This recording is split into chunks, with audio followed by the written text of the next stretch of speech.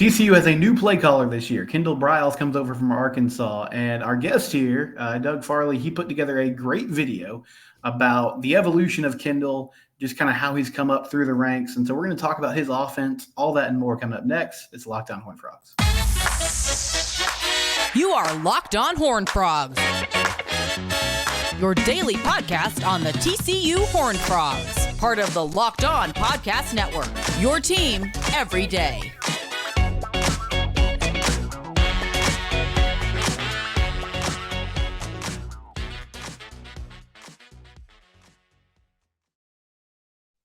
That's right, Locked On Horned Frogs. You can subscribe to our YouTube channel. You can also find us wherever it is you get podcasts, and it's audio form.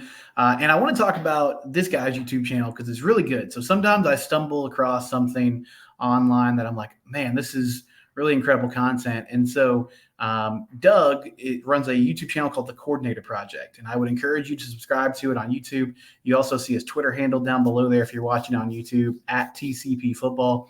And he puts together these kind of long-form videos breaking down offenses. Is it mainly, I feel like most of the videos I've seen are offensive coordinators, but do you also dive into defensive X's and O's as well, Doug?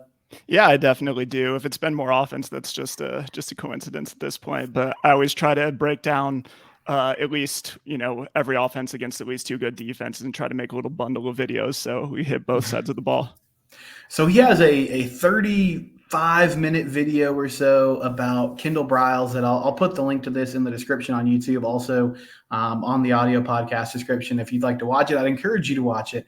But it kind of breaks down like his journey from, playing ball at Houston and then becoming a coordinator under his father Art at Baylor, the different stops he's had along the way, and now landing at TCU. So I guess, Doug, first off, obviously you're a guy that loves football. What was kind of the genesis of this and you getting to a place where you wanted to break down X's and O's in this type of format? I've just always been really interested in scheme, and especially the historical side of scheme. So, going all the way back to kind of the early football internet and a website like Smart Football, which your audience might be associated with. And I always found that I couldn't find all the information on, all the different coaching trees that I wanted to. Some were covered really well and some weren't really covered that much at all. And so I just wanted to go out and kind of make these profiles of individual coaches and really draw out, kind of give each coach and each coaching tree their own story and kind of the time that it would really take to kind of dive into where they fit into football history. So when people think of those Baylor offenses in kind of the mid 2012 to 2016, really fast tempo. You discuss in the video, they use those really wide receiver splits, having receivers outside the numbers, a big vertical passing game, still an emphasis on the run game. How has Kendal Briles kind of evolved? Because what you break down what he ran at Arkansas was very different than some of those early Baylor offenses where he was playing the calls. How has he changed through the years and through his different stops? And he's really changed significantly to the point where I think that if you put on film of the Arkansas offense, if you didn't know that his name was Kendal Briles, you might not even connect it to the Baylor offense. It's kind of that radically different. Looking at Arkansas, and then I was able to find a bunch of clips of the TCU spring game to kind of see what he's doing there. The wide splits really, especially in the TCU spring game, weren't there at all. I don't know if I saw anything with the super wide splits. That vertical passing game that you mentioned was kind of set up by his dad based off of some run and shoot principles. So these are routes where receivers aren't locked into specific routes, but they're kind of reading the defense and picking from a package of routes based off of how the defense reacts. I'm not seeing a ton of those kinds of passing concepts either at Arkansas or in the TCU spring game. The wide splits and the way that those impact the run game, if he's not doing the wide splits, then the run philosophy is going to be inherently different.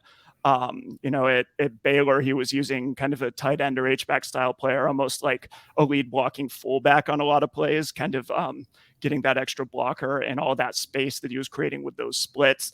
We're getting maybe more of a, conventional move tight end, kind of H-back style at Arkansas and then the TCU spring game. So pretty much everything, including the entire plan of attack, has been overhauled. And you get a lot more of a conventional kind of quick game. There's a lot of stuff that's more kind of West Coasty or air raidy coming out of the drop back, more rollouts and a lot more things like that. So just overall, a very different overall plan of attack and offensive philosophy. Sam Pittman is a former O-lineman, former O-line coach. KJ Jefferson is a tank of a quarterback. And so I guess it's kind of hard to parse this out given that we're not in the room, but how much of an influence do you feel like this was kind of Sam directing this offense, or were you seeing some of these concepts at FAU, Florida State, Houston, some of those different stops that he was at before? Yeah, I mean, Pittman's interesting. Briles has worked with a lot of guys who were kind of heavy-handed in the offense. Pittman himself has never been an offensive coordinator, and so we don't necessarily have any reason to believe that he could or should be that involved in kind of how the whole offense fits together: pass game, screen game, run game. So any influence that Pittman would have had probably, maybe he could have played a role as kind of a run game coordinator or something like that. But a lot of what his influence would have been more along the lines of, maybe personnel, maybe run pass ratio, stuff like that. And then it'd be up to Briles to kind of figure out the details. And from what I saw from my film study of all those different years is that a lot of those details are coming, especially from Kiffin in terms of some of the rollout and 2 tight end stuff, or from Taggart in terms of a lot of maybe the quarterback run game. Some of that could have come from Kiffin too, and the passing game and motion and things like that. So yeah, I think it would have been up to Briles to come up with a lot of the details at Arkansas within a framework of Pittman maybe saying, we need to run the ball more, or we need to run the ball in this situation. Certainly Arkansas media and Arkansas fans have a lot of speculation about how much Pittman was involved. That runs the risk of giving Briles credit for everything that was successful and exciting, and Pittman all the blame for stuff that was conservative, which is a common thing on message boards, I guess. Sure. But when you look at the run pass ratios, actually what Briles did at Arkansas under Pittman wasn't that different than his run pass ratio, maybe at Baylor or something like that. So the plan of attack was different. The style was different. In some cases, the personnel might have been different, although not to a very wide degree. But yeah, I think that Briles overall, he has taken a lot of influences from Kiffin and Taggart, and as he's kind of made his way and sorted through what he was trying to do, he's definitely brought along those elements from those other stops. He comes over now with Sonny Dykes, and Sonny knows that air raid tree really well. He's a disciple of it. And he's kind of reinvented himself a little bit after that Cal situation, but had Garrett Riley last year. There's actually also a good video on Doug's page, Coordinator Project, that sort of breaks down Garrett Riley and Dave Aranda, that chess match in that TCU Baylor game this year. You get to see some of the concepts and the adjustments that those coaches made during the game to try to outmaneuver each other. But Garrett Riley has had Rhett Lashley, who's also super successful. Do you have a feel for sort of the reins that Sonny gives an OC, given that he is an offensive mind by trade, and that's always sort of what he's been known for? I think Sonny gives his coordinators a lot of latitude. I'm actually a Cal alum. I graduated before Dykes was there, but I went to a bunch of the games. And that was really when I started breaking down a lot of games consistently. I did some stuff for Cal blogs and things like that. And the offense that he ran at Cal with Tony Franklin at coordinator is different from what it was with Jake Spavital, who was his guy the last year at Cal, and different from what I saw in the one game I broke down to Garrett Riley last year. I really think that Sonny gives his he lets his offensive coordinators be coordinators. He's kind of been in both situations. He was a co-coordinator for a few years at Tech, but at Tech, Leach is always the play caller.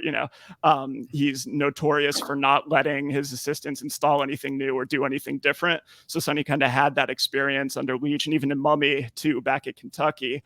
And then he went to Arizona where he worked for a defensive head coach and he had all the latitude. So he's kind of seen up close and personal as a play caller and as an assistant, both of those situations. And I think he's more than happy to step back, make hires that he trusts and let them do their thing, rather than trying to say, this is how it has to be, or I need to make sure that we run this, this, and this.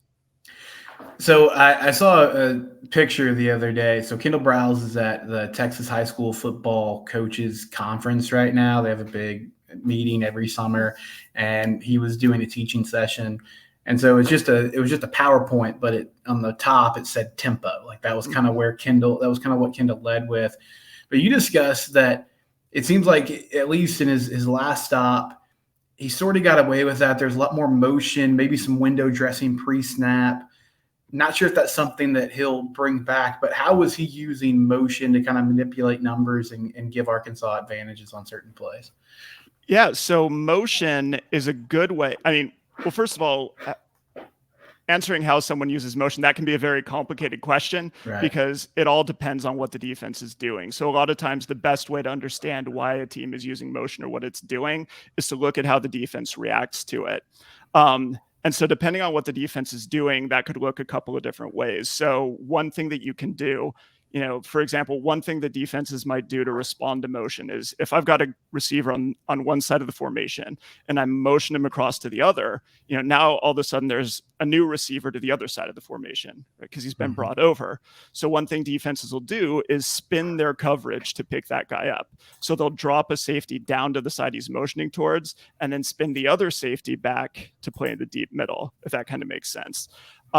And so something you can do is you can use motion to pull a defender away from where you're actually trying to go with the ball. You could use it to get a guy out of the box in the run game. You could use it to get away from another receiver that you're trying to target, either with some sort of screen or passing play. So, if the defense is going to kind of roll that way, then you can get them to spin away from where you're actually trying to go with the ball. If they're not doing that, then you can use your motion player to get an extra receiver. Or an extra blocker, sorry. So if you want to throw a screen to a guy on one side, motion a receiver over, have him block the guy that'd be covering your target. Now, all of a sudden, you've got that extra number. Briles will also use motion receivers as ball carriers. Another way to get an extra blocker in the box. If your wide receiver is the guy that you're handing off to, all of a sudden your running back's free to work like a fullback. So now you've got that extra blocker in the box. So again, it all kind of depends on what you're trying to do and how the defense is reacting. But it's a great way to either overload a particular spot of the field with an extra player if the defense isn't really reacting to it, or to force the defense to overreact away from where you're actually trying to go. We're going to talk about the run game here in a second. I want to ask Doug about Kendal Briles and his philosophy there. We'll do that next on Locked On Horned Frogs. I do want to briefly talk about LinkedIn. If you own a business, the most important thing, like in college football, is to find talented people, find potential hires. You'll be 100% certain you have access to the best candidates qualified and available. That's why you can check out LinkedIn Jobs. LinkedIn Jobs helps find the right people for your team faster, and the best part is it's free. You can add your job to a hiring frame at this website down there at the bottom, linkedin.com/lockedoncollege. And that's linkedin.com/lockedoncollege. They have simple tools like screening questions that make it easy to focus on the candidates that have the right skills and experience and make you prioritize quickly who you'd like to interview and hire. It's why small businesses rate LinkedIn Jobs #1 in delivering quality hires versus leading competitors. If you're hiring people, you need to use LinkedIn Jobs. They help you find qualified candidates you want to talk to faster. Again, you can post your job for free at linkedin.com/lockedoncollege. That website there below, linkedin.com/lockedoncollege. Continuing here with Doug Fraley from the Coordinator Project. We're talking about Kendal Briles coming over from Arkansas and making the move to TCU. So the run game, I think it was sort of a misconception. Like Baylor used the run game a lot. They used quarterback, they used running backs who had really successful careers. But you broke down we talked about motion earlier and just kind of manipulating the defense. It seems like he has a pretty big emphasis now, Kendall, that is, on running the ball successfully. That's something Sonny's talked about as well the last couple of years, that he's sort of involved himself on the importance of the run game. I know he uses the quarterback a lot, but there's a lot that he does with the backfield to kind of give the offense an advantage in the running game. Is that right, Doug? Yeah, I mean, in terms of backfield action, the kind of wide receiver motion using the running back as a blocker is one thing. For the most part, his offense would call an 11 personnel offense. So we're 11, that tells you the first number is the number of backs, second number is the number of tight ends. So 11 personnel, 1 back, 1 tight end. At Arkansas, he largely lived in that world. So he's only got the 1 back there. at Arkansas, you would see him doing basic things like flipping the back to one side or the other based off of kind of what the defense was showing, changing the direction of the run and that kind of thing. Something else that you can see with the quarterback run game, which I'd be curious actually to talk about TCU's quarterback room and who they might have who'd be that kind of running quarterback, if anyone, because another thing that you'll see, really especially from like that Willie Taggart influence via Florida State, but also at Arkansas, is you can see the back just getting out of the backfield entirely, maybe opening himself up for a screen or a swing pass. Well, the quarterback is the only ball carrier in the backfield and he's got kind of any run play there. So those are the kinds of things that he can do with that backfield action. Again, it's just one back. He will bring in a tight end as kind of an H-back. And again, he can flip that guy from side to side. There is some interesting stuff, I think, in terms of how he uses the tight end, both as an H-back and as a normal tight end, as a blocker in the run game. There's some interesting diversity there. He's got maybe a little bit more kind of meat on that bone than other offenses or other play callers. But a lot of it is operating out of that kind of one-back world. Yeah, the QB run game is a good segue. So, KJ Jefferson was huge, and they had no problem rushing him a lot. And you do a good job of sort of showing, they would put interior defensive linemen in conflict a lot with some of those, fakes at the mesh point where he's reading where the defender's going and maybe coming out the backside and following his blockers.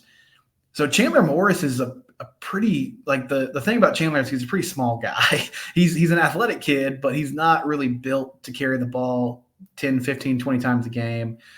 They brought in Chance Nolan from Oregon State, who is coming off a neck injury and has rushed the ball in the past, but I don't get the sense that he's, someone that you design a lot for in the run game.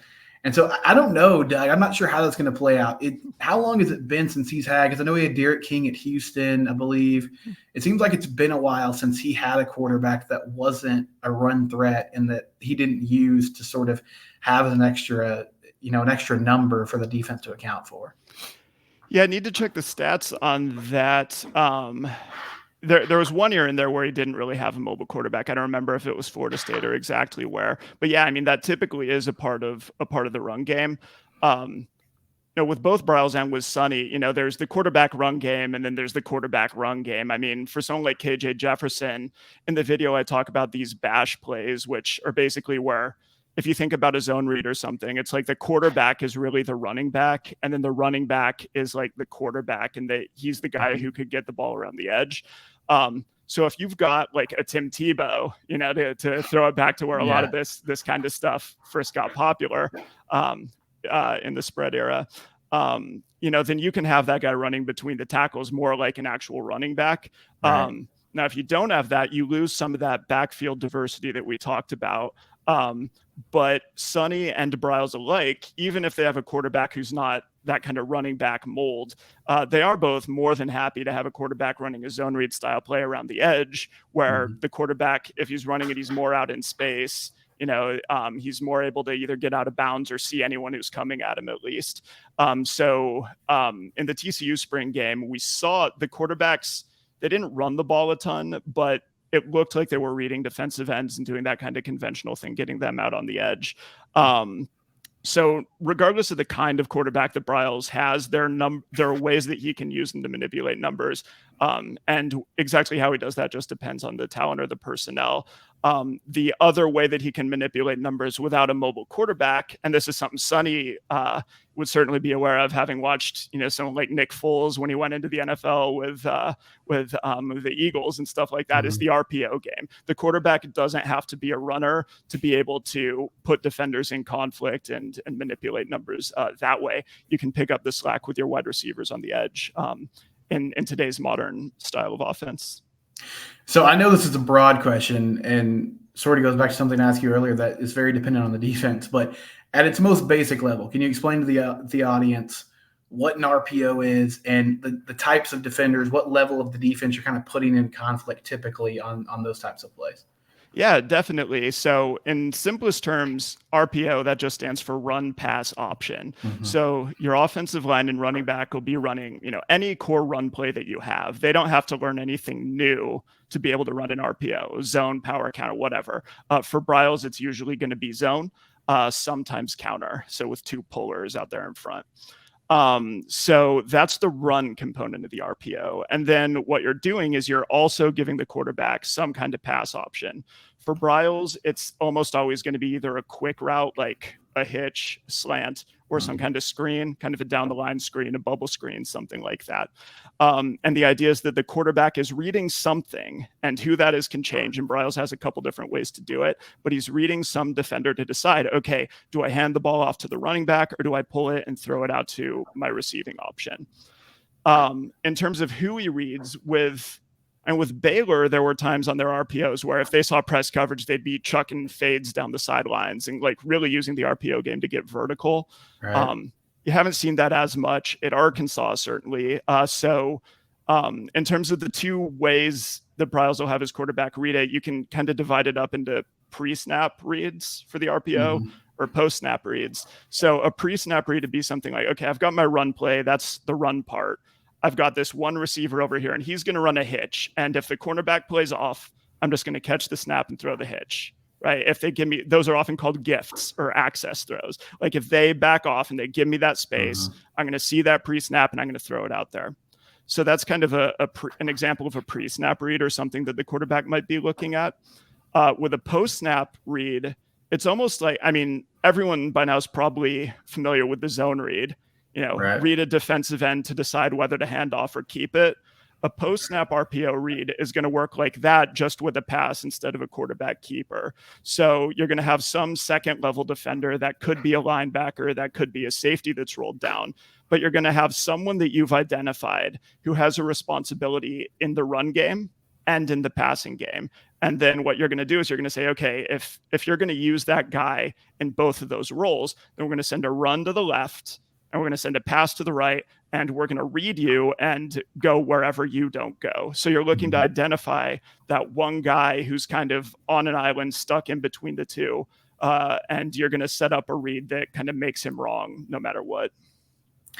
We'll take one more break, and then when we come back, we'll talk about TCU this season and what Kendal Briles could mean as a play caller. We'll do that next on Locked On Horned Frogs.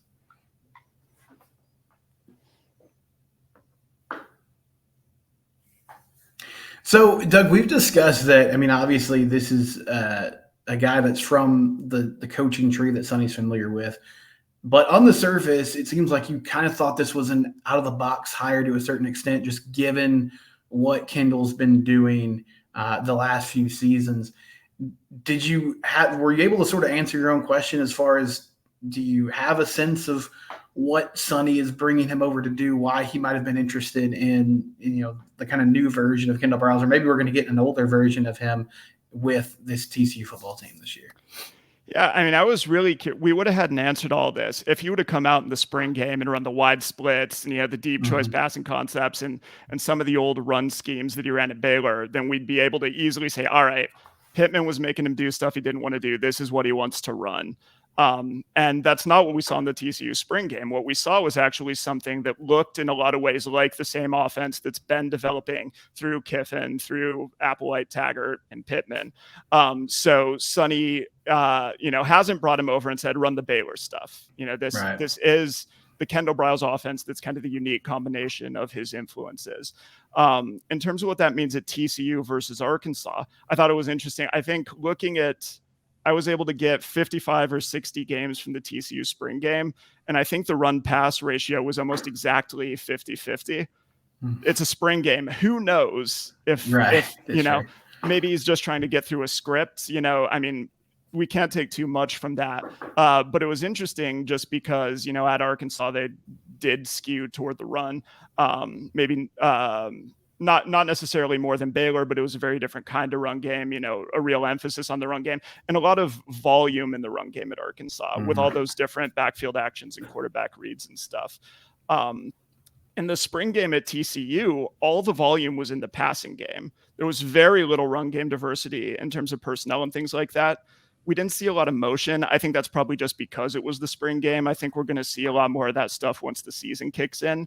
But there was a lot in the passing game. I mentioned earlier, you can see things when we think about the air raid or the West Coast offense, purely in the sense that both offenses use a bunch of receivers to kind of outnumber defenders or stretch defenders. there were a lot of things that would remind you of kind of one of those two systems. To some degree, that's just a generic spread game nowadays. But there was, a lot of the stuff that I found the most interesting in the TCU spring game was actually going on in the passing game. Maybe that pairs with a more 50-50 run pass ratio. We'll see. At TCU, something else that Briles has always done is, his play calling is also impacted by his personnel. You can look year to year, game to game, and you can see things where it's like, okay, there's what he wants to do, there's what his head coach wants to do, and then there's the players that he has, and it's always kind of about triangulating those three things. Looking at TCU, I skimmed your roster a little bit. It looks like you're losing a lot of rushing production, including the quarterback run element with Duggan. Is that?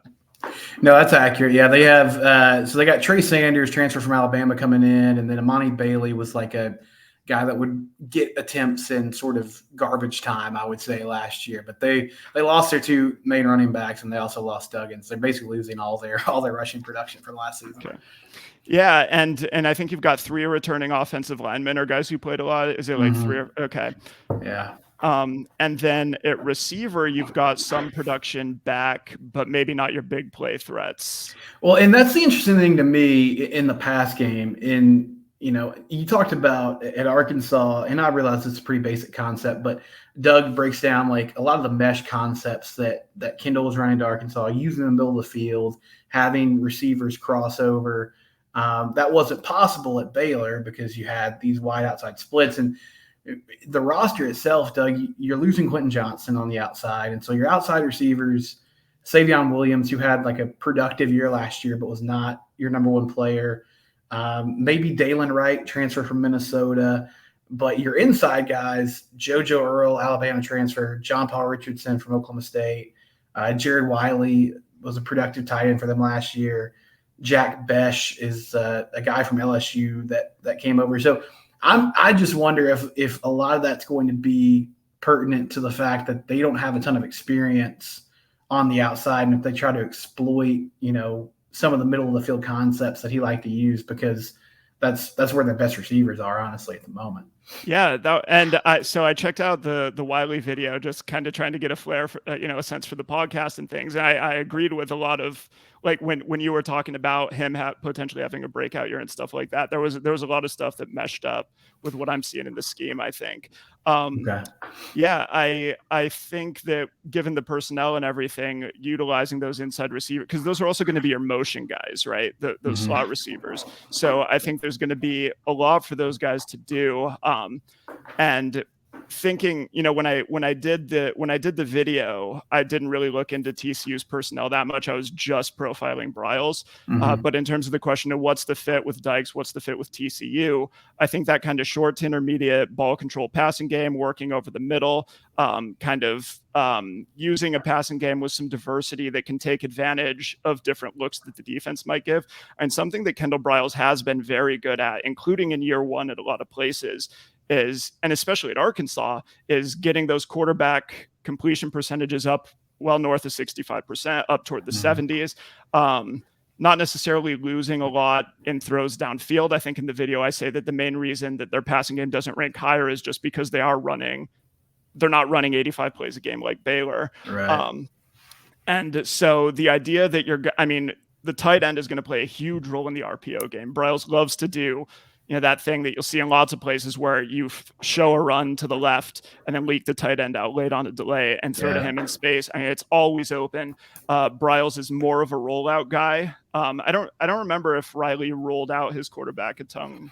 No, not a lot. They did a lot more rollout concepts in the spring game. That was something that people noticed. But yeah, Max was like, if he was running, it was typically more designed or scramble breakdown type thing. There wasn't a lot of move in the pocket. Yeah, and also in that Baylor game, there wasn't a lot of motion from Riley's office. So again, just kind of like differences within this kind of one back spread world. But yeah, in terms of getting the tight end and slot receivers involved, those rollout concepts are great for that too. Same kind of thing, have a tight end show block and leak out into the flat, bring a slot receiver over from the other side with the roll. So I would heavily anticipate a lot of stuff in the kind of 5 to 15 yard range, kind of between the hash marks, combined with that kind of motion based run game. Briles, the Baylor offense was unique and deadly and exciting, and had a lot going for it. But what Briles is transitioned to is more of like kind of a technical, like football coaches football, where it's formations and motion and like setting things up to get the coverage to, it's more of a kind of technical style of play calling. And, when you look at what he's done with first year quarterbacks, or like with elevating quarterback completion percentages, I think a lot of it is kind of doing that technical stuff to create those easy throws, and create those high percentage situations. So when we look at TCU's personnel, who they've got returning and what Briles has been doing lately, I think you're really kind of setting yourself up well for that kind of 50-50 ball control passing game, that Briles has really kind of grown into, to varying degrees at his last couple of stops. Last thing I got for you, Doug, and I only say this because you talked about your Cal background. So Sam Jackson is a name to know. He was backup quarterback here at TCU, transferred over to Cal in the offseason. I'm not sure what their roster looks like, but he's super explosive. Like from a quarterback running the ball standpoint, he is just fast. And sure. A lot of fans were sad. College football fans, there's nobody more popular than like the third string young QB, but he seriously has some juice as an athlete, and just a name to know. I'm not sure where he is on the depth chart, but he's quite the explosive player when he has the ball in his hands. So that's somebody to watch for Cal this season. Happy to have someone like that on the roster. Good deal. Well, Doug, do you have so I said the coordinator project on YouTube. Do you have your next project in mind? Do you sort of just do this when you can? Do you have something in the works that people should be on the lookout for? I always have something in the works. And these videos do kind of take forever between the breakdown and especially if they're 35 minutes. Right. Yeah. But yeah, so I always have the next project that I'm working on, and the next one's more historical. Is maybe a way to shorten up some of these videos in the future, deal with some of the history, give the historical side to its own video. So the next video is about the air raid in the 90s. So we go back and look at the development, of how Mummy and Mike Leach coming out, being influenced by the BYU offenses, back, Jim McMahon and all those guys back in the 80s, them kind of taking that and developing the air raid, and then kind of what they did, Iowa Wesleyan, Valdosta State through to Kentucky. And the idea there is that then that can just be the historical background for all my air raid videos, for every air raid coach I talk about in the future. We can refer them back to that. So that's been a lot of fun to work on. There are some surprises in there, you might not think about the air raid lining up with two tight ends and running counter, but if you go back to 1990, that's there. It makes you wonder when you see someone like Cliff Kings, or Lincoln Riley, where you see these air raid coaches who have more of a run game. You can really wonder, is that something that's always been in the coaching tree? People have always talked about it, and it was just Leach that didn't want to do it. I think there's a lot of really interesting stuff to kind of unpack and speculate about. Well, good stuff. I would highly encourage people, if you love scheme, you'll eat it up. But even if you're just like a more casual football fan, it really does help you understand, there's so many things going on a given play, and it'll make you smarter when you watch the game, which is always good. But Doug, thanks so much for doing this for us, man. We appreciate it. Thanks for having me. It's been a lot of fun. Again, the Coordinator Project on YouTube. You can follow him at TCP Football on Twitter. And this is Locked On Horned Frogs. It's your team every day.